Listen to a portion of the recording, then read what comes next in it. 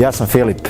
A ja sam Tijana. Dobrodošli u fitness centar Fitness for Life gdje ćemo snimati zdrave vježbe u suradnji sa regionalnim portalom Bjelovar Live.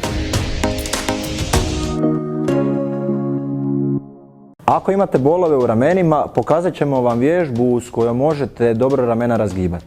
Za početak uzmite si jedan čvrsti predmet, to može biti metla, ručnik ili nešto treće. Kao što je naša trenerica Tijana uzela, možete primiti metlu toliko široko da vam se laktovi uopće ne savijaju tijekom izvođenja vježbe. Dakle, ruke stavite ispred tijela, naslonite na noge, ispružajte ruke ispred tijela, odižite iznad glave i zatim zakrenite ramena prema nazad, spustite na leđa i zatim polako vraćate ruke prema gore, vratite ih u početnu poziciju i zatim ponovite ovu vježbu 10 puta. Ako vam se laktovi savijaju, možete slobodno predmet primiti malo šire. Ova vježba radi se 10 ponavljanja i zatim kad odradite 10 ponavljanja, odmorite malo 30 sekundi.